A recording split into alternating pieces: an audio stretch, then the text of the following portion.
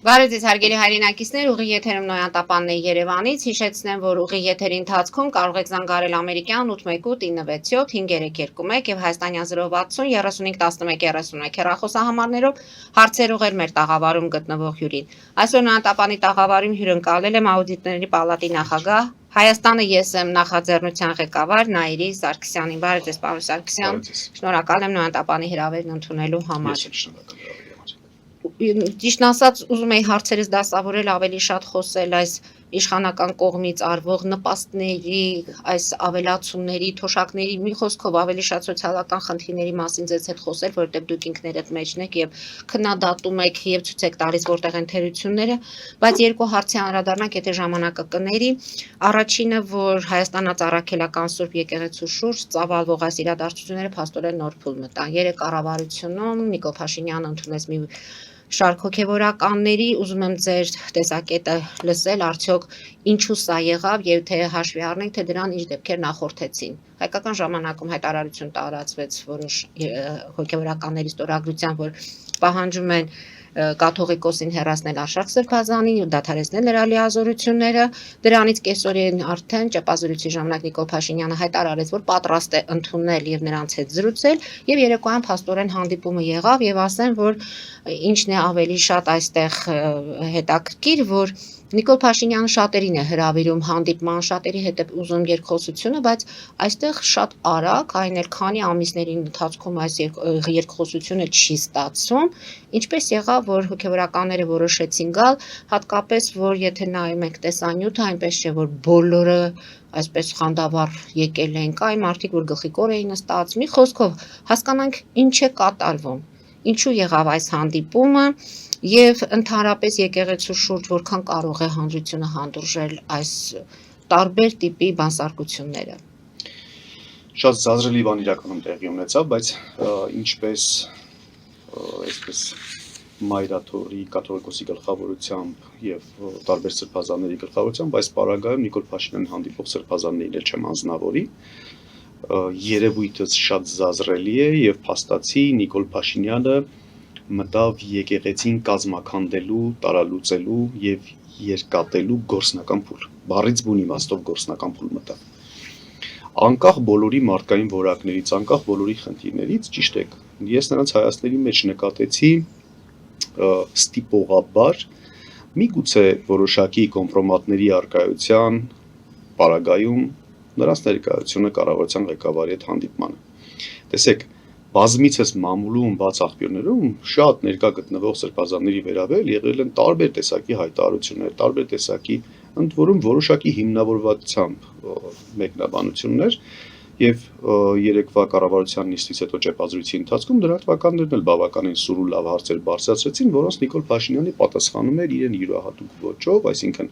չկար խոսքի մեջ տրամաբանություն, չկար հիմնավորվածություն եւ այլն, այսինքն յուրաքանչյուր գնով գնում է եկեղեցին կազմաքանդելու եւ վերջին այդ ինստիտուտը լուծարելու ճանապարհով։ Ընդ որում ցավով պետք է նշեմ, որ արդեն մտել է հաջողության փուլ բավականին։ Ինչ տեղի կունենա, զարգացումները ինչ կլինեն, գիտեք, այստեղ հանրությունը չի որոշում, ես բազմիցս տարբեր առիթներով եւ քաղաքական եւ եկեղեցի պահպանության եւ կառավարության ղեկավարի ձեռքերը բռնելու, խոչընդոտելու, դիմագրավելու շատ քայլեր, դրանք էլիտարների տվյալ պարագայում հենց եկեղեցու խնդիրն է։ Որ նոր է սկսել դեռ եկեղեցու դեմ մարշավը, շատ դեպքերում որ հարցում են ինչ պետք է անենք, ասում ենք ոչ մի բան, որդիական խոնարհությամբ պետք է լսենք եկեղեցու առաջնորդներին, վեհապար հայրապետին եւ ըստ նրա ցուցումների եւ ըստ հրահանգների հայազգը դուրս կա եւ կամ երբ որ Միքայել Սրբազանին էին ձերբակալում Մայրաթորից, ես ինքս կոչ եմ արել եւ եղել եմ եկեղեցում, ես ինքս պաշտպանել էի այդ դարպասները, որպեսզի հարցակումը չլինի եկեղեցու վրա, որովհետեւ ինքը նորից եմ շատ զազրելի երևույթ է, գիտեք, նամանավան դա սախցիկների արժեվ է տեղի ունենում։ Դիմակավորված Ադրբեջանը, մեզ դիտում է Թուրքիան, սա հայտարարություն է ամոթ է, սա հայ ազգի ամոթն է։ Բայց այստեղ մենք չենք որոշողը եւ այստեղ այո մենք մեր որդիական խոնարհությունը ցուցաբերենք, մենք նույնիսկ նախահարցակ կլինենք որոշակի գործողություններում, բայց այնուամենայնիվ process-ը պետք է առաջնորդի եկեղեցին։ Նախահարցակ կլինեք, բայց չէ որ ինքներդ եք նշում, որ արդեն եկեղեցու մեջ սկսվում են այդ ինչ որտեղ բաժանումները։ Այդ դեպքում եթե ներսում իրենք արդեն միասնական չլինեն, որքանով կլինի դրսի այդ միջամտությունը կամ հանրությանը աջակցությունը։ Արդյունավետ չի լինի միանշանակ, ընդ որում իմ համեստ կարծիքով եկեղեցին արդեն շատ ուշացրեց իր անտարբերությամբ, միգուցե իր խոնարհությամբ չեմ կարող ասել ինչպես մտածեցին Կամ եւ ոչ ինչու լուրջ ուշացրեցին, վերաբերվելով հրապարակումներին։ բայց քանի որ Նիկոլ Փաշինյանը շատ հեռուն գնաց, Աստված մի առասցե արդեն եկեղեցին երկատելու եւ մի քանի կաթողիկոս ունենալու, այսպես նշмарում է նկատվում։ Չի բացառվում Մայրաթորից այո թեկուս բռնի ուժով վեհապարին եւ մի քանի նրան աջակցող սրբազանների բռնի ուժով կարողանան հանեն եւ վեհապարը նստավայրը տեղափոխվի այլ քաղաք, այլ երկիր, վտարանդի լինի, չեմ կարող ասել այդպիսի ինչպիսի զարգացումներ կունենան, բայց փաստացի կստացվի արդեն հայ առաքելական եկեղեցին ունենում է միաժամանակ երրորդ կաթողիկոսը։ Այսինքն Մեծի Տանկիլեկիո կաթողիկոս, Մայրաթորու նստավայրով կաթողիկոս եւ չգիտեմ որտեղ հաջորդ կաթողիկոսը։ Սա ոչ այլ ինչ է, քան ինքնության ոչնչացում, հավատի ոչնչացում, դուք հանրային ընկալման վրա եկեք մենք կենտրոնանանք, այսինքն եկեղեցու իրավական տեսակետից սահմանադրությամբ Նիկոլ Փաշինյանը ոչինչ անել չի կարող, կաթողիկոս նշանակել կամ հանել, փոխել չի կարող։ Տեսեք, իրավական առումով ես հեռու եմ իրավունք եւ Նիկոլ Փաշինյան այս երկու երևույթները միմյանց հետ փոխկապակցելուց, համադրելուց, ես հեռու եմ այդ մտքից։ Եթե կա միտեղ Նիկոլ Փաշինյան, ապա չի կարող այստեղ լինել իրավունք։ Նիկոլ Փաշինյանը շատ դեպքերում ներկայանում է պետության ղեկավար, շատ դեպքերում պետության գլուխ։ Նիկոլ Փաշինյանը ոտնահարում է սահմանադրությունը։ Պետության ղեկավարը, պետության գլուխ, հանրապետության նախագահն։ Նիկոլ Փաշինյանը ընդհանրապես գործադիր իշխանության ղեկավարն է, գործադիր մարմնի ղեկավարը եւ հայ ազգին գործադիրում ծառայություններ մատուցող անձն է։ Եվ նման պարագայում, երբ որ նա ոտնձգություն է կատարում սահմանադրական կարգի վրա եւ ներկայանում է որպես պետության ղեկավար, ինչի մասին է այլևս խոսքը։ Եվ այո, ճիշտ է, իրավական առումով, քանի որ Նիկոլ Փաշինյանը չի կարող ընտրական կարգին որևէ կերպ այսպես միջամտություն ցուցաբերել կամ կաթողիկոսին հեռացնել, մնում է արդեն փորձված մեթոդները շատ կոշտ կոմպրոմատների առկայության պարագայում հասնել բոլոր եպիսկոպոսների ճնշման ներքո կամ թեկուզ կաթողիկոսի ինքնական հրաժարական կամ պառակտել եւ ունենալ փաստացի երկու կաթողիկոս։ Հետևաբար Նիկոլ Փաշինյանը շարունակելու է գնալ մինչև վերջ, մենք տեսանք մինչև վերջի դեպքերը, մինչև եպիսկոպոսների հետ հանդիպումները, մենք տեսնում ենք տարբեր մարզերում այսպես պառակտիչ գործողությունները, պատարակների մասնակցությունը եւ նորից պետք է կենտրոնանամ հանրային ընկալման վրա։ Հանրության մոտ սովետական միությունից անկախանալուց հետո Հայաստանում շատ դժվար ձևավորվեց հավատավոր հոտ, շատ դժվար էր։ Ես ծնունդով Դովեղից եմ, նոյեմբերյանից, ծնվել, դպրոցը գնացել եմ այնտեղ եւ ես հիշում եմ նույնիսկ մկրտություն կատարել, ինչքան մեր համար տարօրինակ ու հեռու բան էր։ Իսկ հիմա հասել ենք նրան, որ զավակի եթե ծնվում է շատ ընտանիքներ ունենք, չէ՞, այդպես ադաթավոր մինչև 40 կամ 40-ի ժամանակ մկրտություն, 1 տարեկանին մկրտություն, այնուամենայնիվ մինչև դպրոցասակ, նույնիսկ մինչև լեզու սովորել արդեն զավակին մկրտում են շատ ընտանիքներ։ Մեր մոտ, մեր գյուղում չի եղել այդպիսի բան։ Եվ հազիվ հնարավոր է եղել այսքան աշխատանքի շնորհիվ եւ եկեղեցականների աշխատանքի շնորհիվ եւ այո պետական քաղաքականության մարդկանց մեկը մյուսին դիմելու, պսակադրությունների եկեղեցով կատարելու, պսակադրության հիմքով պարտավորեցնելու, որ մկրտություն պետք է լինի, որպեսզի կարողանաս խաչկավոր լինես եւ այլն եւ այլն։ Հիմա պատկերացրեք այս ամեն ինչը նորից հետ է տանել։ Ինչ մկրտության մասին պետք է խոսք լինի, որ որևէ մեկը որևէ եպիսկոպոսի հանդեպ չունի հավատ, քահանայի հանդեպ չունի հավատ եւ հարգանք։ Սա նորից հետ է գնալու եւ սա այն ինչը որ բավականին երկար ժամանակ ասում ենք Նիկոլ Փաշինյանը հարձակում է գործում հայ ինքնության վրա, ապա մոնտաժում է Հայաստանի Հանրապետությունը եւ միայն այսպես սպառողական մտածելակետն է զարգացնում եւ անդադ ռոպագանդում, սա դրա ընդամենը մի ածանցյան մասնիկն է, ուրիշ ոչ մի բան։ Տեսեք, մենք խոսեցինք այդ հայտարարության մասին, որ պահանջում են Նարեկ Կիրակոսյանը հարցազրույց ունեցավ Արշակարգ եպիսկոպոսի հետ եւ նա ասում էր, որ դեռ պետք է նույնիսկ հասկանալ ովքեր են ստորագրողները, իրական են այս ստորագրությունները, թե ոչ, որովհետեւ օրինակ Արթիկի թեմի առաջնորդը 24 News-ին ասել էր, որ իր անունազգանու այնտեղ գրված է ստորագրությունը, բայց ինքը չի ստորագրել։ Սա տեսեք, ինձ համար արդեն էական չեն դետալները ով է ստորագրել եւ ով չի ստորագրել, ինձ համար կարեւոր է սա հենց պարակտիչ գործողություններ են։ Տեսեք, ես վստահություն ունեմ, որ այդ եպիսկոպոսները նույնիսկ եթե ներքուստ կոնֆլիկտ ունեն կաթողիկոսի հետ, կամ ներքուստ իրենց ներքին, այսպես կազմակերպչակառուցվածքային առումով եպիսկոպոսները միմյանց հետ հաշտ ու համերաշխ չեն շատ դեպքերում։ Ամեն դեպքում դա ընտանեկան վեճ է եւ նրանք վստահաբար չէին գնա եւ հանրայնացնեն եւ չէին գնա Նիկոլ Փաշինյանի հետ հանդիպման։ Ես ունեմ ներքին վստահություն եւ համոզմունք, որ դա կոմպրոմատների արկայությամբ ինչ որ մեկի դեմ քրեական գործ հարուցելու սպառնալիքով հաջորդին որոշակի տեսագրություններ, որտեղ մենք ականատեսի եղանք Արշակ Սրբազանի վերաբերյալ տեսագրություն, այդպիսի տեսագրություններ Որում արդեն հայտարարվեց, որ իրական են այդ տեսագրությունները։ Այն դեպքում, երբ որ փաստաբանել հերքում է, որ որևէ փորձաքննություն չի ենթարկվել, այսինքն տեսեք, գիտեք ինչպիսի բան է եկեղեցին քննադատելը կամ եկեղեցուն ընդհանրապես վերլուծել։ Ես կողմ եմ ընդհանրապես այս հարցերին մենք չանդրադառնանք։ Մի այսպիսի անեկդոտ հիշեցի, որ ինչ որ մի կին գնում է հավ առնելու խանութից եւ անդադ այդպես հոտոտում է, մանրազնին նայում է, հետո ասում է, գիտեք, ձեր հավի վրայից ինչ որ հոտ է գալիս, բայց հավ բնական է, որ հավի վրայից պետք է սպეციფիկ հոտ գա։ Ինչ որտեղ մազիկ կա, դե դա էլ բնական է, որովհետեւ դրանից հետո գիտենք, որ անցնում է կրակի այրման կամ ջեռոցային ինչ որ փուլ։ Վաճառողը, որ այդպես հունից դուրս է գալիս, ասում է, գիտեք ինչ, որ ձեզ էլ այդպես մանրամասն ուսումնասիրել եմ, դժվար դուք էլ պատվող դուրս գաք։ Հիմա յուրաքանչյուր մարդ ունի որոշակի խնդիրներ, մեկը ծածուկ, մեկը արդեն ոչ ծածուկ, չի կարելի փորփրել։ Եկեղեցի եւ հայի հետ հարաբերությունները դրանք ընտանեկան հարաբերությունների նման են։ Նա նույն բանն է, ոնց որ ինչ որ մեկը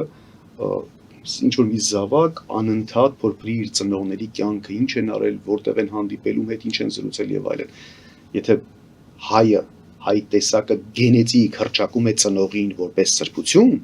այդ սրբությունը այլևս անքննելի է, նույնիսկ նրա վերաբերյալ այդ ինֆորմացիաները անիմաստ են զավակների համար։ Հիմա եկեղեցում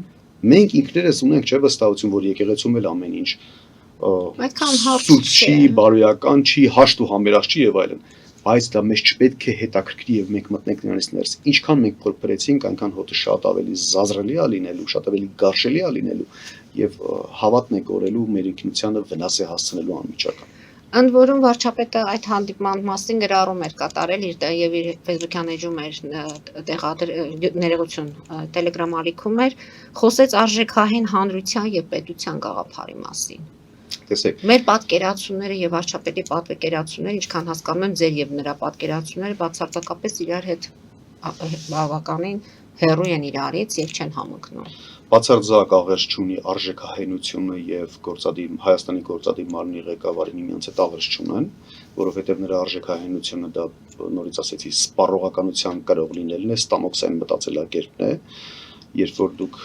անընդհատ ուշադրություն դարձնեք նրա ելույթներին եւ նրա կառուցած տնտեսական, սոցիալական քաղաքականությանը, անվտանգային եւ այլ քաղաքականությանը, նրա համար բացարձակ կարևոր չեն հայկական արժեքները, ավանդույթները, ստեղծած տարիներ շարունակ արժեքների եւ այլն։ Ինձ համար արժեքը հետեւյալն է. սրբությունները պետք է դասակարգվեն եւ մնան որպես սուրբ եւ որևէ պարագայում չգտնել այդպիսի սրբությունների։ Ինչպիսին է եղել մարդը լույս աշխարհ գալուց որպես զավակ, ինչպիսին է նա սոցիալական միջավայրում, շրջապատին, ինչպես է վերաբերվում, հոգատար է թե հոգատար չէ, պատասխանատվություն ստանձնող է թե պատասխանատվություն ստանձնող չէ, հասունանում եւ ընտանիքի կազմում, ինչպիսի պատասխանատվության կրող է, ինչպիսի հայր է, ինչպիսի մայր է։ Սրանք են արժեքները։ Քո այսպես գերդաստանից, քո ազգից ստեղծած բարիքը շարունակում ես ավելացնել, թե դա հիմնահատակ ես անում եւ օրինակ պապի ժառանգաստունը վաճառում եւ գնում կազինոներում խաղում ես։ Սրանք են արժեքները։ Ինչն է հայկական։ Նիկոլ Փաշինյանը նույնիսկ, գիտեք, նույնիսկ տնտեսական ոլորտում ցույց է տալիս իր անարժեք լինելու փաստը։ Ասում է դուք հայկական կոնյակը չայի գույն եք խառնում, հենց այսպես էլ ասում է, չայի գույն եք խառնում, որ տանեք Ռուսաստանում ծախեք։ Այսինքն ինչ դրանով արեց։ Ոչնչացրեց, որ դուք նույնիսկ չեք կարողանում հանրային բարիք ստեղծել, որպեսզի դա վաճառեք արտասահմանյան շուկաներում։ Ինչ արեց դրանով գործարներին, մինչև այժմ օրինակ խմիչքի արտադրությունը 15%-ով անկում է ապրում մինչ այժմ։ Դրանով Վրաստանի եւ Ադրբեջանի համար ընդամենը շուկա ստեղծեց, որ Ռուսաստանում իրենք տանեն որպես մարքեթինգային քայլ այդ ամբողջը անընդհատ շրջանառեն գովազդեն եւ ասեն տեսեք, որ հայկականը թեյի գույն խառնած է, վրացականը եւ ադրբեջանականը ոչ, հետեւաբար հայկականը մի ձեռք բերել։ Սա եւս չէ ոչնչացնում է մեր ինքնությունը, մեր արժեքները, չէ՞ որ ուտելիքը, խմիչքը դրանք նույնպես արժեքներ են։ Եվ հիմա փորձենք հասկանալ, ումից է այսօր կախված ամեն դեպքում եկեղեցու կայունությունը, սրբազաններից, կաթողիկոսից, թե վարչապետից։ Կարծում եմ արդեն բավականին ուշացել ենք, շատ ափսոս որ ուշացել ենք։ Երևի թե կախված կլինի արդեն ընդդիմությունից։ Որ ընդդիմությանը դուք նկատի ունեք ամբողջ ազգային ժողովի ընդդիմությանը եւ այնտեղից դուրս բոլոր իրական ընդդիմություններին եւ ոչ թե վարձատրվող քաղաքական գործիչներին, որովհետեւ Հայաստանում շատ երկար տարիներ եղել են քաղաքականությամբ զբաղվել եւ քաղաքական գործիչ լինելը վարձու աշխատանք իրականացում։ Տարբեր գրանտային ծրագրերից, տարբեր կենտրոններից կառավարվող։ Այդպիսի ընդդիմություն, դրանք ընդդիմություն չեն, դրանք ընդդեմ Հայաստանի Հանրապետության գործող, չգիտեմ ինչեր են, հետեւաբար դրանց հանում եմ իրական արժեքների կրող ընդդիմություն այդպիսի կազմակերպություններից է կախված։ Ինչու իրենցից։ Մեկը օրինակ ձեր նախաձեռնությունից։ Օրինակ մեկը մենք ենք, այո, որտեղ հաշվի առնելու ձեր հայացքները, ամեն դեպքում ձեր ելույթները տանում են նրան, որ մենք ամեն դեպքում աշխատավարձով աշխատող քաղաքական գործիչներ չենք, մենք որևէ կենտրոնի կողմից հրահանգավորված կազմակերպություն չենք։ Մենք իրական ենք, մենք մտահոգ ենք Հայաստանի Հանրապետության մեր ընտանիքների, մեր հայրենակիցների ապագայով եւ մեր նման բավականին ուժեր կան։ Այդ ուժերից է կախված, ինչով եկեղեցին պառակտելու համար դեռևս բավարար ժամանակ կա, հեշտ չի քանդել եկեղեցի քանդելը։ Իսկ ընտրություններին մնացել է ընդամենը 6 ամիս ժամանակահատված։ Այսինքն, եթե ընդդիմությունը բավարար չափի կանգ ցուցաբերի եւ աթոռների մրցավազքից, պաշտոնի մոլուցքից հետ կանգնի եւ իրական արժեքային ընտրությունների մասնակցի, օրինակ գաղափարական միավորումներ ստեղծի, առաջնահերթություններ սահմանի եւ տարաձայնությունները ոչ թե բերի առաջնահերթություն, այլ համաձայնությունները որպես առաջնահերթություն դասակարգի, Նիկոլ Փաշինյանի իշխանությունը կտապալվի, ավտոմատ կերպով եկեղեցու դեմ հարձակումը կկանգնի եւ եկեղեցին ինքնամաքրվի եւ ինքնակազմակերպվի։ Սա կարծում եմ հետագա միակ լուծումն է։ Հակառակ պարագայում, եթե Նիկոլ Փաշինյանը ընտրվեց, վատ կանխատեսումների համար նորից շատ ափսոսում եմ, բայց կարծում եմ արդեն մենք կունենանք երկատված եկեղեցի 2 կաթողիկոս։ Պարոն Սարգսյան, դուրս գանք կարճատև գովազդային դադարի, որից հետո շարունակենք մեր զրույցը։ Հարգելի հայրենակիցներ, այժմ գովազդ մեր եթերում, որից հետո կվերադառնանք տաղավար եւ կշարունակենք, հետեւեք խնդրեմ։ Ֆելիչե ժամանակակից ատամնաբուժական կլինիկա։ Այստեղ հարմարավետությունն ու խնամքն առաջնային են։ Այստեղ կիրառվում են ատամնաբուժական ամենաժամանակակից տեխնոլոգիաներ, ճշգրիտ ախտորոշում, արդյունավետ բուժում, նուրբ փորձառություն եւ անհատական մոտեցում։ Սկսած սովորական մանրուքներից մինչև առաջադեմ ընթացակարգեր, այստեղ դուք գտնվում եք բարձր որակավորում ունեցող եւ փորձառու ատամնաբուժական մասնագետների ձեռքերում։ Մեր բարեկամական եւ հյուրընկալ անձնակազմն այստեղ է յուրաքանչյուր այցը հաճելի դարձնելու համար։ Ֆելիչե, ձեր առողջ եւ ամենաերջանիկ շպիտը սկսվում է այստեղից։ Եկեք եւ բացահայտեք նորարարության փորձագիտության եւ կարեկցանքի կատարյալ համադրությունը։ Վաճառվում է գերմանական հնաոճ դաշնամուր 1892 թվականի արտադրության ֆոն Մուրբախ։ Գտնվում է գերազանց վիճակում։ Կինը 15000 ԱՄՆ դոլար։ Հեռախոսահամար 094 115 310։ Երևան շիփինգ, սենսացիա ստեղ, հա։ Այո, ճիշտ եք եկել։ Սանդրոցներ Երևան ուղարկելը $2.99 օթանավով։ Այո, Իսկ եթե դոլար ուղարկես, դոլար ստանան։ այո, Իսկ որ տանեն տուն հասցնեն, էլի մի տոկոս, հա։ 2%։ Հրասը ծրի է, էլի։ Ժողովուրդ սենսացիա, ծրի է։ Նորթ Հոլիվուդ, Գլենդել։ Ջակփաթ հագուստի խանութը երկրորդ մասնաճյուղն է բացել Գլենդելի սրտում։ որտեղ կարող եք ձեռք բերել եվրոպական եւ ամերիկյան ընտիր հագուստեղեն, կոշկեղեն, աքսեսուարներ, պայուսակներ ամենահարմար արժեքներով։ Նաեւ կարող եք ցանկացած ապրանք պատվիրել եւ ձեռք բերել կարճ ժամանակում։ Jackpot-ի Glendale-ի հասցեն է 1135 North Pacific Avenue, հեռախոս 818 813 2252։ Jackpot հագուստի լավագույն կենտրոնը Glendale-ում։ 60-ից ավելի ճանաչված եվրոպական բրենդների ինքնատիպ, չկրկնվող եւ մատչելի ընտրանին Fortuna Home and Country House խանութ սրահում։ Նորավոճ սպասք եւ կահույք հորեկա բնագավառի համար, տեքստիլ, տնտեսական ապրանքներ, ամեն ինչ գեղեցիկ կյանքի համար։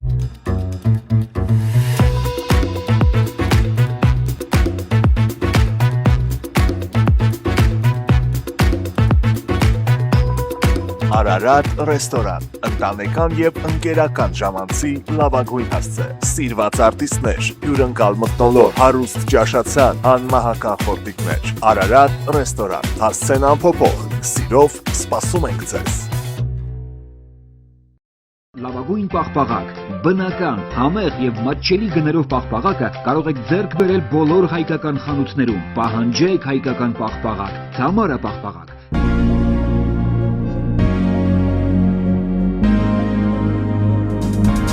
Տպագրեք ձեր գիրքը նոյան տապան տպագրատանը, ինչպես նաև թերթեր, ամսագրեր, բուկլետներ եւ այլն։ Հասցեն քաղաք Երևան, Իսահակյան 28 առաջին հարկ։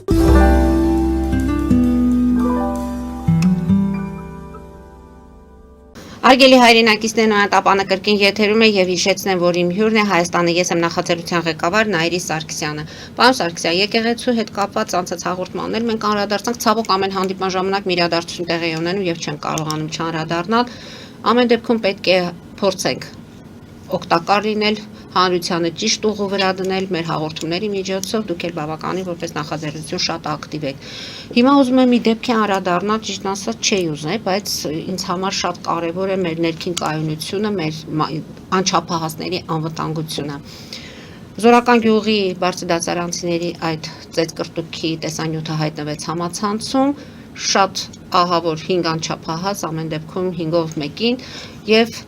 ձեր կարծիքն եմ ուզում իմանալ, ինձ ավելի շատ անհանգստացրեց արձագանքները, որը ես կարդացի նաեւ, այսինքն տեսանյութը միջև վերջել չես կարողանում նյարդերդ հանգիստ նայել, որտեղ գիտեք, զուգահեռ հիշեցի ադրբեջանական այն տեսանյութը, որտեղ դասարանցիներին, դպրոցականներին սովորեցնում են հայերի հանդեպ, տարբերություն գրեթե այստեղ չկար։ Եվ հետաքրքիր է, որ բոլորը մեծամասնությունը արձագանքների այս միջադեպի հետ կապված մեղադրում են դպրոցին եւ ուսուցիչներին։ Ես ձեր մոտ գալու ժամանակ համացանցում պատահաբար տեսա տեսանյութը, շատ ավելի ինձ համար իհարկե Ընդ որում ներողություն եմ խնդրում, փաստաբան Դավիթ Թումասյանի Facebook-յան էջում գրել էր, որ տղաներից մեկը Արտիկի քրեակատարողական հիմնարկի պետի տեղակալ Ռուբեն Գասպարյանի որդին է։ Նույնիսկ չանձնավորենք, էական չի արդեն ում որդին է, Գյուղապետերի մասին է խոսքը, մի խոսքով։ Տեսեք, ինձ համար ինչու էր դա կրկնակի ցավալի, ոչ թե նրա համար, որ ես նոյեմբերյանը, որպես նոյեմբերյանցի ավելի եմ սիրում, քան Հայաստանի ցանկացած մարզը, գյուղ, այդպես չի, բոլորի ես հավասարեցին, բայց ես նոյեմբերյանում ապրել, մեծացել եմ, այդպիսի բան չի եղել, այդպիսի բարքեր չեն եղել։ Մենք երբ որ դպրոցական ժամանակ ինչ-որ բնական երևույթ է, չէ, մեծանալուն զուգահեռ կոնֆլիկտներ լինում են։ Դե տղայական վախենում ենք տուն գնայինք։ Ես վախենում էի գնամ իմ տուն, դեպք էր եղել 10 ընկերոջ հետ ես կռիվ էի արել, գնացել եմ տուն, շատ թակուն կերպով հեռախոսի հետ անջատիչից անջատել եմ, որպեսզի հանկարծ մեր տուն զանգ չգա, ծնողներս ինձ ինչ կանեին։ Ինչի մասին է խոսքը։ Սա ուղիղ դաստիարակության մասին է։ Մի բան էլ հիշեցի, պապս էր հաճախակի ասում էր, միշտ հարցում են, երեխային ինչպես դաստիարակենք, որ լավ հասարակությանը պիտանի մարդ մեծանա, ասեմ ինչքան է երեխան, պայմանական ասում են մանկապարտեզում է, դպրոցական է, արդեն այս տարի առաջին դասարան կհաճախի, ասում է արդեն ուշացել եք, նույնիսկ չծնված ժամանակ պետք է դուք նրան դաստիարակեք, ձեր վարքով, ձեր եւ անհատական եւ խմբային վարքով, ընտանեկան վարքով, շրջապատի վարքով, սա թույլատրելի է։ Միայն մեղադրել դպրոցներին, սա թույլատրելիություն է։ Դպրոցներին, ուսուցիչներին։ Գիտեք, ես ինչի եմ ականատես եղել ծնողական դաստիարակության։ Ես տեսել եմ, թե ինչպես է առաջին դասարան հաճախող, առաջին անգամ դպրոց հաճախող երեխային ուղեկցող հայրը դաստիարակում ասում, եթե քեզ մեկը որևէ բան կասի, քարը կվերցնես կտաս գլխին։ Ես ականատես եմ եղել, ես տեսել եմ ինչպես են դաստիարակում։ Եվ դրանից հետո ուսուցչական կազմին մանկավարժին մեղադրես, որ ինչ անես։ Մի կողմից, եթե ծնողները պատշաճ չեն դաստիարակում եւ դաստիարակելը խորհուրդներ տալը դեռ բավարար չէ, անհրաժեշտ է, բայց բավարար չէ։ Հաջորդն է, արդյոք նրանք իրենց վարքով նպաստում են եւ իրենց ասածները համապատասխանում են դաստիարակությանը, թե ոչ։ Թե հայրն է խմում եւ դուրս է գալիս շենքի բակում հայոյում բարձր ձայնով ու կռիվ է անում, զավակն է տեսնում, ասում է, բա դու ինձ ասես կռիվ մի արա։ Ոչ, նա երազում է, որ հայր նման մեծանա։ Թե Facebook-ում, որ տղամարդիկ մտնում եւ հայհոյանքներ են գրում, այդ թվում կանանց հասցեին եւ այլն, այդ զավակը տեսնում է, չէ։ Այսինքն հնարավոր չի այդպիսի մարդը կարողանա դաստիարակի։ Եվ այդպիսի մարդի վարքաբանությունը, այդպիսի մարդու դաստիարակությունը ինչպես կարող է մանկավարժը թեկուզ տարիների ընթացքում հակընդեմ աշխատել։ Չէ՞ որ այդ մարդը, որ գնում է դպրոց հետո տուն է վերադառնում, փողոցում է անցկացնում որոշակի ժամանակ, համացանցում է անցկացնում։ Հիմա նույնիսկ շատ դեպքերում դպրոցել չեն հաճախում։ Այդ տարբերակներ կան։ Չնայած մի անգամ դրա մասին էլ եմ լսել, շատ ցավալի դեպք է։ Տեսեք, սա ունի մի պատասխան։ Սա շատ վատ երևույթ է, անպատժելիությունը Հայաստանում, սա ունի մեկ պատասխան, վերջերս ես հրապարակել էի հանցագործությունների վերաբերյալ վիճակագրություն։ Սա պետության կառավարիչների, պետության ղեկավարների բաստոնի խնդիրն է։ Ինչպիսի հասարակություն է ցանկանում ստանալ, պետք է նախանշի կառավարությունը, իշխանությունը, այնուհետև հետևողականորեն շարժվի այդ ուղղությամբ։ Ոչ թե պետական լրատվամիջոցները, ոչ միայն պետական լրատվամիջոցները, այդ թվում մասնավոր լրատվամիջոցները պետությունը պարտավոր է բոլորի հետ կնքել պայմանագիր, բոլորին օրինական վճարումներ իրականացնել եւ տրամադրել սոցիալական, պետական, այսպես քաղաքականության պրոպագանդայի եւ տարածման ծառայավճարներ, որպեսզի նախ այդ լրատվամիջոցները ունենան իրենց եւ ֆինանսական անկախությունը, վստահությունը, կայունությունը կարողանան անաչառ աշխատել։ Եվ նույնիսկ նմանատիպ հաղորդումներն են քիչ դիտվում, պարոն Սարգսյան։ Չկան, տեսեք, մենք նստենք զրուցենք խելոք բաներից, արժեքներից եւ այլն, մենք կունենանք մի քանի 100 դիտում։ Բայց եթե մի հատ սկանդալային հայտարարություն անենք եւ օրինակ մենք էլ հայհոյենք ինչ-որ մեկին, դիտումները կհասնի 500,000։ Բայց լավ, դրա վրա չկենտրոնանանք։ Չէ՞ որ անընդհատ տրամադրվում է եւ լավ գաղափարը եւ աղբը։ Հիմա աղբի վրա փող է ծախսվում կամ աղբը ավտոմատ մարդը քաշում տանում է, դիտում է եւ այլն հետաքրքրված է, սկանդալներով հետաքրքրված է, ինչպես պետք է պետություն դրա դեմ պայքարի։ Հակառակը անընդհատ ֆինանսավորելով եւ հակառակի վրա ջանք ու երան տնելով, ուրիշ տարբերակ ուղղակի չկա։ Ինչու՞ չի անում։ Այստեղից է գալիս։ Պետությունը քանդում է մի բան, եկեք մի հատ արատավոր երևույթից էլ խոսեմ, հա։ Մի հարց է ձեզ այստեղ ասեմ, որպեսզի չընդհատեմ։ Տեսեք, բանակի հետ կապված 2 տարին դարձավ տարուկես, չէ՞։ Այս դեպքից հետո ինձ մոտ այն տպավորությունն է, որ բանակում չեն կարողանում այս տղաներին կառավարել, ինչքան շուտ տուն գնա, այնքան իրենք այսօր խնդիրներից հեռու կլինեն։ Չէ՞ որ նմանատիպ ընտանիքներից գնում են եւ սպային պահանջում են, որ կարողանա կարգուկանոն եւ այլն։ Իհարկե, պատշաճ չի, նորից գլխից է գալիս, ձուկը գլխից է հոտած։ Այսինքն, եթե չկան այդ կանոնակարգերը, չկան այդ քաղաքականությունը, դրանց սահմանած ժամկետները, գործողությունների պլանը եւ այլն, ոչինչ բան չի ստացվելու։ Եվ դպրոցում, եւ ընտանիքներում, եւ փողոցում, եւ բանակում, եւ ոստիկանությունում, որևէ տեղ չի ստացվելու։ Էկոպարեկները նարկոտիկ են, թմրանյութ են տեղափոխում։ Սպան նորից ականատես եմ եղել զինվորի հետ փողոցային կռիվեր անում, փողոցային սպան։ Այսինքն դրանք բոլորը իշխանությունից եկողներն են, բայց մի արատավոր երևույթի մասին խոսեմ, որը բանից պարզվեց, որ շատ ավելի բարոյական երևույթ էր, քան արատավորություն։ Շատերս ենք չէ՞ լսել այսպես հանցագործ աշխարհի մասին։ Ուրեմն գոյություն ունեին հեղինակություններ, թաղային հեղինակություններ, քաղաքային հեղինակություններ եւ այլն։ Ես հիշում եմ տարիներ առաջ նամանավանդ, երբ որ մենք երիտասարդ էինք, ես պատանեկությունից հիշեցի իմ ծնողներից վախը, որպեսզի այդպես չարություններ չիրականացնեն։ Բնական է, այդպես մեծանալու զուգահեռ միշտ է լինում է դա, բայց գոյություն ունի սահմանաչափ։ Բայց ես նաև հիշում եմ պատասխանատվության աստիճանը, երբ որ երիտասարդ տարիքում հանկարծ որևէ մեկի հանդեպ մենք այդպես ինչ որ հարցակում գործեինք։ Գոյություն ունեն հեղինակություններ, որոնց առաջ պետք է պատասխան տայր։ Ինքը վատ բան է, չէ՞, հեղինակությունները, այդ փողոցային բարկերը շատ վատ բաներ են։ Բայց ինչպես պետք է դրա դեմ պայքարել։ Ոչ թե գաս, անկախ նրանից ինքը ինչպիսին է, արդեն կայացած ինստիտուտ է։ Բայց որpիսի գաս դա գլխատես, դրա համար դու պետք է ունենաս զուգահեռ շատ կայացած ոստիկանական համակարգ։ համայնքային ծառայողները, բարեկնային ծառայողները, քրեական հետախուզության ծառայողները եւ այսպես շարունակ։ Այսինքն, եթե դու մի կայացած համակարգ չես կարողանում օրինական պետական համակարգով փոխարինես, հետեւաբար դու պետք է դեռևս այստեղ աշխատանք տանես։ Եվ շատ լավ եմ հիշում, թե այն ժամանակ, օրինակ, գիշերվա ժամը 11-ին երիտասարդ աղջիկը կարող էր մայթով քայլել գնալ խանութ հետ վերադառնալ, որևէ մեկը չէր կարող հետևից ավելորդ բառ խոսել։ Իսկ հիմա այն ժամանակ գոյություն ուներ այդպիսի թափտպուկները, որ մարդ էին ծեծում, իրենք չէին կարող դա անել, որովհետև վաղ կար հեղինակությունը կասեր չի կարելի դա անել։ Դա անթույլատրելի է։ Իսկ հիմա քանի որ ամենուր է ներողություն բառես համար բարդակ, հետեւաբար մենք ականատես ենք լինելու այսպիսի դեպքերի։ Հիմա մենք մարդուն անձին ծեծել, նվաստեցնել։ Ընդ որում դեպքը սեպտեմբերին է եղել եւ անազատության մեջ են այդ երեխա տղաները, Իսկ եթե այդ տղաների ինչքան դեպքեր են ունեցել, որքան դեպքեր են ունեցել սպանությունների, դանակահարությունների, զենքի գործադրման Աբովյանում տեսանք ինչ սպանության դեպքեր եղան։ Մենք գործընկեր ունենք, մեր գործընկերուց որդուն տան, իրենց տան բակում 10 քանի հոգով հարձակում, կրակոց եւ սպանություն։ Շատ են այդպիսի դեպքեր, բազմաթիվ են։ Որոնք կարծես թե մոդայիկ է դարձել, այդ ողմակային այդ խմբերով հարձակումները։ Դե եթե միտեղ չկա, գիտեք, մարդու վարքաբանությունը հետեւյալ կերպ է։ Իրավաչափ վարքագիծը միշտ այսպես մոտավորապես 10%-ը աշխարհի մասին է խոսքը։ Մոտավորապես 10%-ը որոնում է իրավաչափ վարքագիծ, նրանք դաստիարակությամբ կրթությունով պայմանավորվածներն են։ Մոտավորապես 40%-ը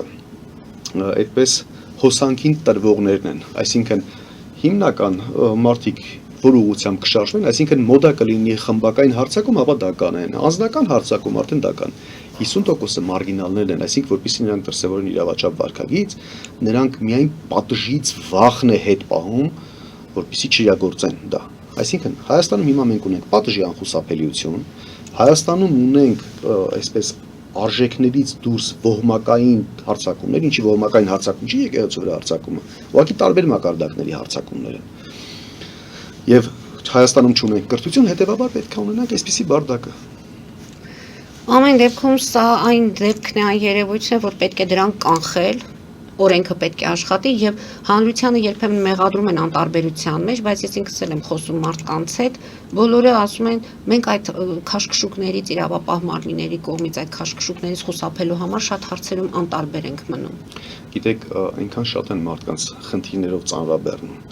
Այո, այդ թվում մարդկանց անտարբերությունը հետևանքն է իշխանության անգործության, որովհետև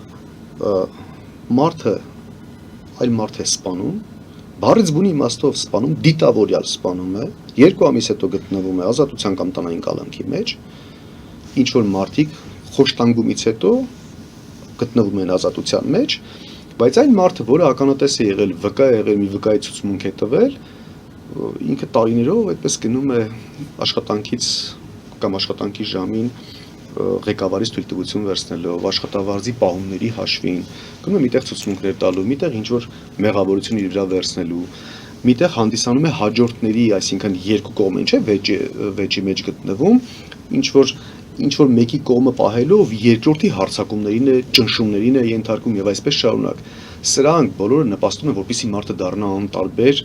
շրջապատի իր կողքինի նկատմամբ։ Հարգելի հայրենակիցներ, նոյանտապանակրկին եթերում է եւ հիշեցնեմ, որ իմ հյուրն է Հայաստանի ԵՍՄ նախաձեռնության ղեկավար Նայիրի Սարգսյանը։ Պարոն Սարգսյան, ձեր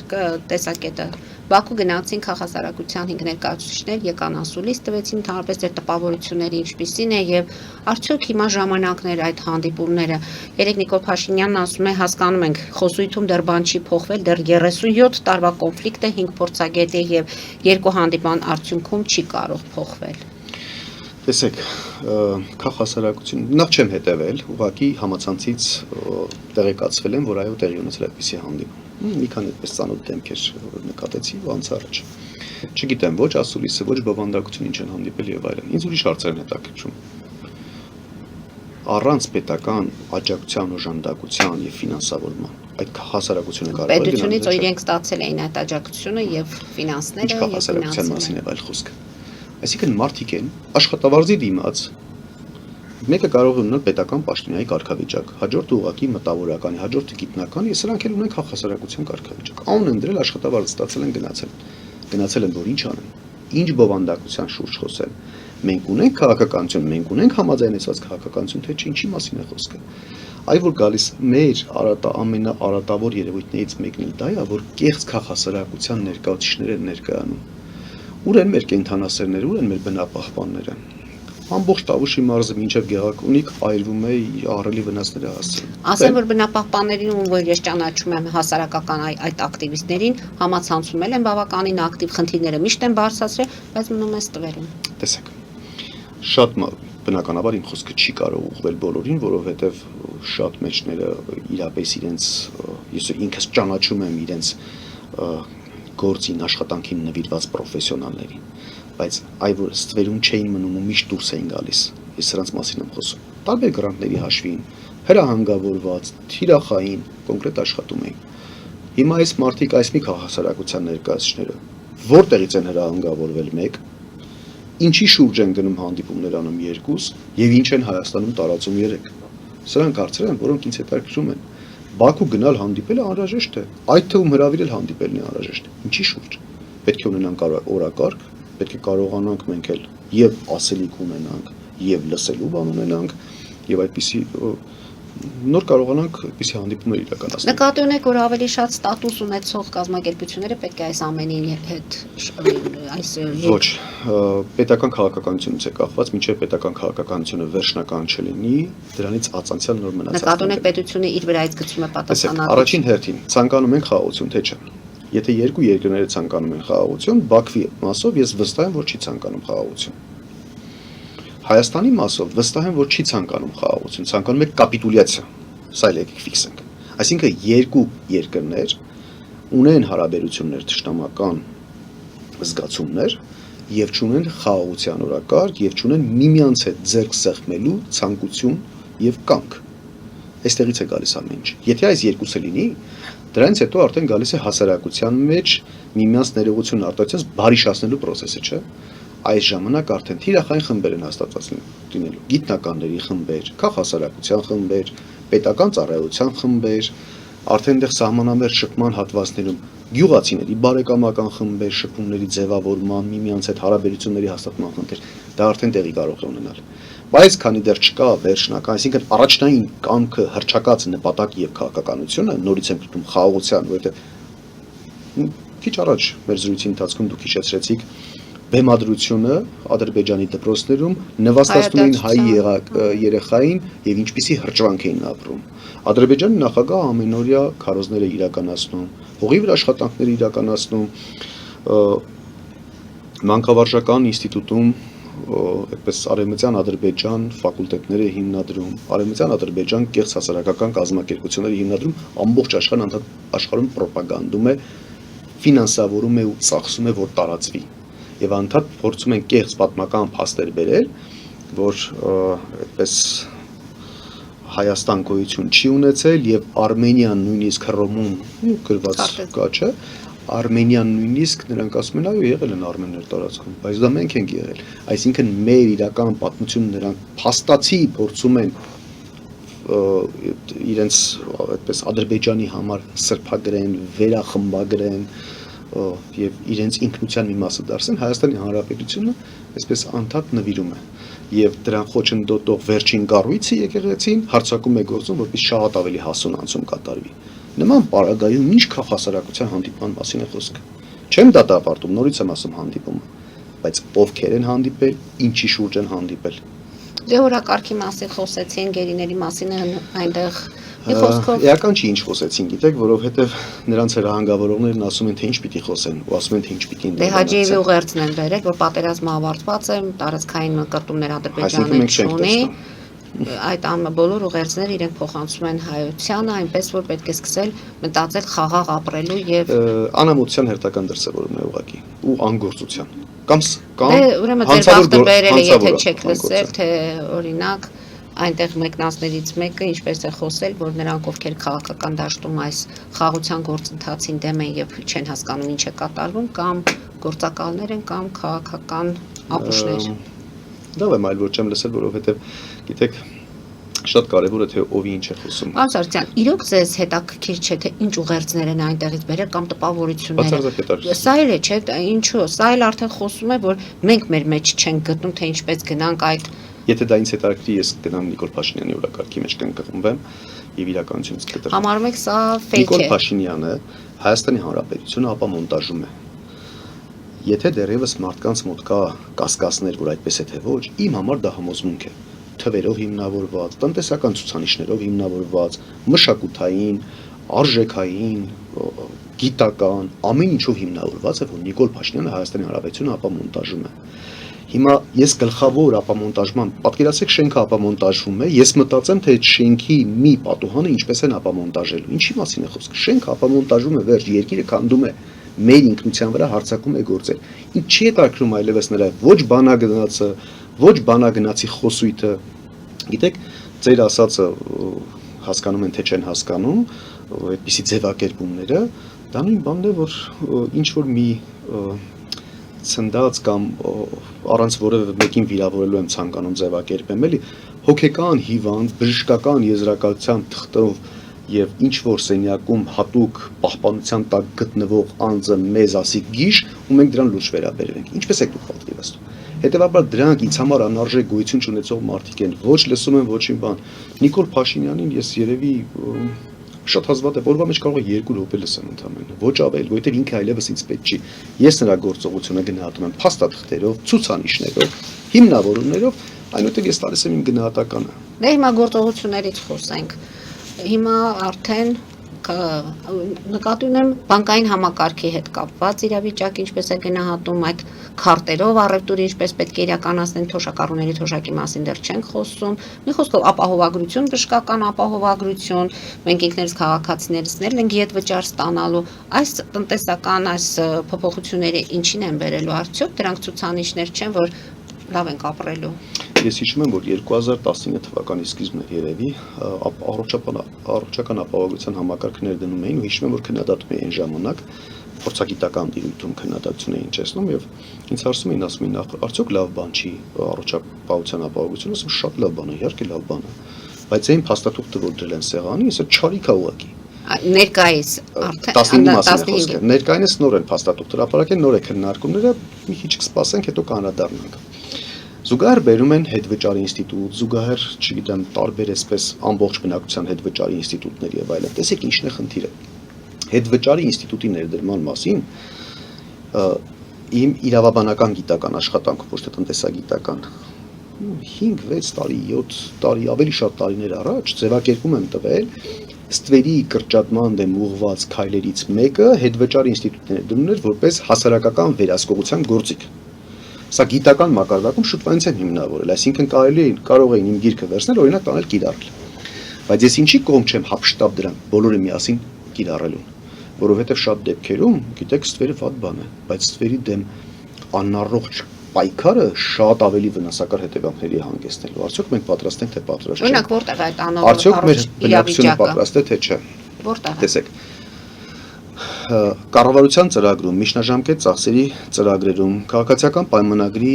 նախընտրական ծրագրերում փոքր եւ միջին բիզնեսի զարգացման եւ նրանց իրավունքների, նրանց շահերի, նրանց համար զարգացման պարտողի ստեղծման խոստումները տրված են։ Փոքր եւ միջին բիզնեսը ինչի առաջ է կանգնել հենց հիմա։ Ապրանքների ձեռքբերման բարձր սակագին։ Ինչից է սա սկսվում, որովհետեւ խոշորը մեծականակ պատվերի դեպքում շատ ավելի նպաստավոր գին է կարողանում ստանալ, քան փոքր ձեռքբերողը։ Այսինքն այստեղ նրանք արդեն ոչ մրցակցային պայմաններ ունեցան ապրանքի ձեռքբերումից։ Պետք է աշխատակազմ ներգրավի։ Աշխատակազմի ներգրավման պարագայում խոշորը շատ ավելի հեշտ է կարողանում շահագրգռել աշխատողին, որպեսզի խոշոր կազմակերպությունում աշխատի եւ ոչ թե փոքր։ Օրինակ, վաճառողը ցանկանում է սուպերմարկետում աշխատի եւ ոչ թե փոքր մրգի խանութում կամ շուկայում ինչ որտեղ աշխատի։ Այո, իրավացի։ Այնուհետև տարբեր այսպիսի ծախսեր, որ գումարում ենք իրար, շատ չծանրաբեռնենք նաեւ մասնագիտական հարցության մեջ, հարկային բեռը ավելացրեցին վերջերս, հարկային բեռը դա այն պետական խթաններ, որով որ ակնհայտ տարբերություն կստեղծվեր, այսինքն փոքր եւ միջին բիզնեսի համար կստեղծվեր նախադրյալներ, որպեսզի նա էլ կարողանա զարգանալ, աճի եւ դառնա խոշոր բիզնես։ Բայց տեսանք Հիմա սրանով այս ամեն ինչով, փակվեցին։ այս ամեն ինչով հիմա փոքր միջինը հանում են։ Նույնիսկ վատ բան եմ ասում, տեսեք, չի բացառվում, որ ժամանակավոր կերպով, օրինակ 6 ամիսը ստվերին, փոքր միջինի ստվերին թույլատրելի լինի խթանելը, որպեսզի նա արագ զարգանա, հետո նոր կարողանաս բերես սպիտակ դաշտ ժողովրդական լեզվով ասած։ Դրա համար եմ ասում, հարձակումները սրանք վնասակար հետևանքների կարող են բերել։ Սա շատ նուրբ հաշվարկման կարիք ունի, որովհետև եթե ամեն ինչ ասում եք օրինական, իհարկե պետք է լինի օրինական, բայց նաև քո հասարակությունը պատրաստ է այդպես անել, թե պատրաստ չէ։ Դու նախապատրաստել ես, այդ աշխատանքը կատարել ես, թե ոչ, չես կատարել, բա ինչի մասին է խոսքը։ Եվ սա որ կտանի։ Սա տանելու է լրացիչ գնաճի, տեսեք, գումարային գնաճը Նիկոլ Փաշինյանի իշխանության տարիներին շուրջ 30% շրջանակներում է եղել։ 7 տարվա մեջ։ Գնաճը բնական երևույթ է, այսինքն բնական կերպով կարող են ապրանքների եւ ծառայությունների սակագները աճել, բայց ինչով իշխանությունը նպաստեց դրան։ Օրինակ, 2022 թվականի հուլիսի 1-ից ուժի մեջ մտավ անկանխիկ գործառույթների մասին օրենքը, որտեղ պարտադրվում էր 300,000-ից բարձր ցանկացած գնումներ կատարելը պետք է տեղի ունենան անկանխիկ եղանակով։